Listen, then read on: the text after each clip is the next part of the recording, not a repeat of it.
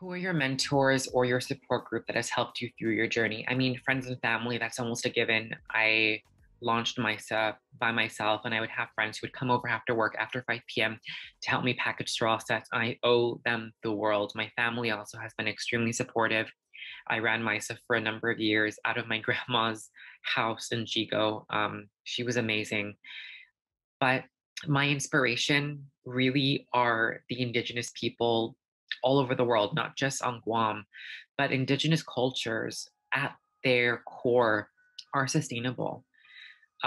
It wasn't until colonization, right? This take, make, waste model where that was introduced by Western powers, where we ended up transitioning from a society that is regenerative and restorative to one that takes, makes, and wastes. And so I constantly think about, and even living here in the States, I've been here for less than a year, but my plan is to go back home after I finish school next summer.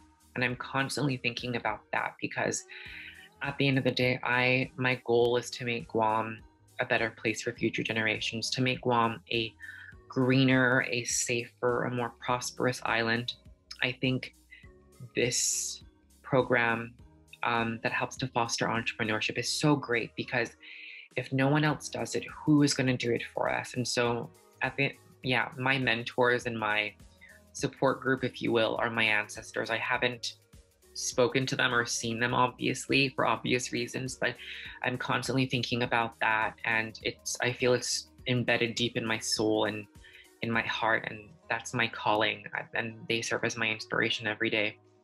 This goes back to the original question of where we find and source our products. It's been extremely challenging to find things like compostable or biodegradable packaging. I think it's easy to kind of give up, right? To not do the right thing. It's easy to not do the right thing. It's harder to do the right thing. And I think as a business, you have to sort of stick to your morals and values. Don't compromise. With us, it can sometimes take around 4 to 6 months to launch one product because we're constantly thinking about packaging, constantly thinking about, is this biodegradable? Is this recyclable? Can this work? Does it adhere to local regulations? Things like that. Running through all the red tape. I think as entrepreneurs, you're constantly thinking about the next step. Entrepreneurs are inherently creative. They're always thinking about their next move.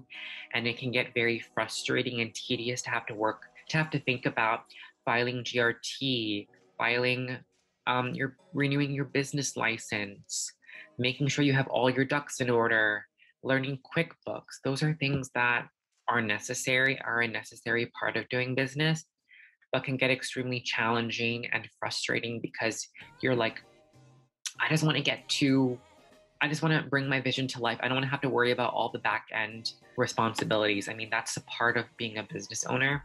That's a given. But that's definitely a challenge, especially if you're doing everything yourself, because not only are you thinking about product development and marketing, you're thinking about how am I going to pay the bills at the end of the day? How do I balance my family, my friends, and my business? It's a very difficult question. And if anyone has the answer to a work life balance, please reach out to me because that's something I'm still struggling with and something that I'm sure everyone who is undergoing this process has struggled with at one point in their entrepreneurial journey, if you will. There are tons of business rule books out there. Go to bestseller, you can find lots of books, I'm sure, on how to start a business. But at the end of the day, there's a lot of intuition. You have to use your sixth sense. My mom is a business owner. She's owned 2 daycares for, gosh, over 20 years. But running a daycare is fundamentally different than it is running an online business. And there's only so much that she could teach me. And that's the case for everyone. Your business is different from mine, and the experiences, the struggles, the trials, the tribulations, and the triumphs will all be different.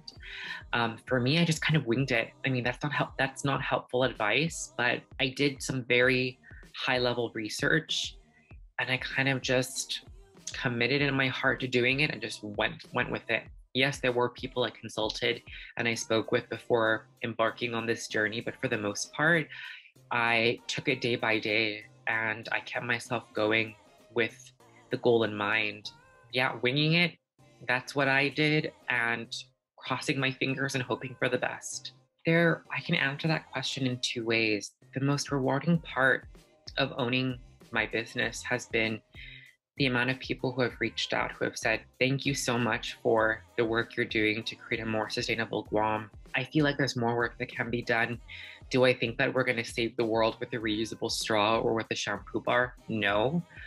Quite frankly, I think the goal is to, again, inspire people to think more critically about their waste. If someone buys a shampoo bar or a reusable straw and then goes on to tell 10 other people about their purchase, right? And why it's important and why it's the environmentally responsible thing to do. And those 10 people tell another 10 people, there's this multiplier effect that I think is extremely powerful. And so from that point, that's the most rewarding part of owning my business. But the most rewarding part of running my business online is because I don't have the traditional overhead a brick and mortar business has. I'm not paying rent. I am paying $49. To be completely transparent, I'm paying $49 a month to host my online store on Squarespace. I pay my GRT. I pay my graphic designer around $200 a month. And I pay around $50 a month for advertising on Instagram and Facebook. And so you can just tell from those numbers I'm kind of spitting out, I don't have the overhead costs that a traditional business has with an actual store footprint. Now, do I think it's beneficial to have a physical store? Absolutely. I think it, again, depends on your business model. And I would love to have a physical store one day. I just can't because right now I'm here for school. But I think, again, those two main points of inspiring people and just the cost savings of running my business online has been the best part. For obvious reasons, our most popular products are products that people have to repurchase because they run out of. So things like shampoo and conditioner bars, our lotion bars are extremely popular. But in addition to those, we sell a bunch of things. We sell mostly self-care products. Again, the soaps, we sell bamboo toothbrushes, zero-waste toothpaste, facial serums. We also sell reusable sandwich bags, produce bags, bottle brushes, dish brushes made from coconut husks, you name it, we're thinking about it. We're also in the process of expanding our self-care line to offering even more facial products in recyclable packaging. We're also going to be launching cleaning tablets, so multi-purpose cleaner and hand soap that comes in tablet form that you just pop in a glass bottle, could be a plastic bottle, any bottle you have at home, and it fizzles and voila, you have your cleaner. So you only need to buy the tablets. You're not having to constantly buy and throw away cleaners in plastic packaging. Those are the two main products we're thinking about now, but we're constantly thinking and evolving around how better we can serve the community through our products. If you have a store and you're selling products, I suggest going with Shopify and not Squarespace. If you're more of a brand and you're not selling anything online, or you're just selling a service, Squarespace is superior. But if you're selling products, I recommend Shopify. And the reason why I haven't transferred over is because it's expensive, it's time consuming, and I just don't have the time for it. But I did create the website myself. So the website is www.shopmysaguam.com. All of the navigation links, all of the text is all me. The only thing that isn't me on there is the photos. I outsource all my photography. I don't own a professional camera. My iPhone quality is really bad, and I just gave up after spending hours in my grandma's yard in Jigo on the grass trying to take really nice photos. I just gave up and thought it'd be easier to hire someone else, and I highly recommend people hire photographers. It really makes a difference in how people perceive your brand. I think if I used photos I took with my phone, I don't know if we would have the same perception in the community, if you will. And so working with a credible graphic designer, a credible photographer, they're extremely expensive. But in the end, I think it's worth it because you get a product you absolutely love. I think it's important to also when you go to a graphic designer and a photographer, I think it's important for you to have a vision board, right? Go to Pinterest, Google things, send that to them so they have an idea of what you're thinking, because it's easy to kind of just translate or speak from the mind and hope that people get it is whatever you're thinking about. That's not always the case. I worked with a couple of graphic designers and photographers thinking that we were aligned in our perception of how brand and photos should look, and it just didn't turn out that way. And so, yeah, going to a photographer or a graphic designer is very helpful. Just be sure to set your expectations and to communicate often and openly.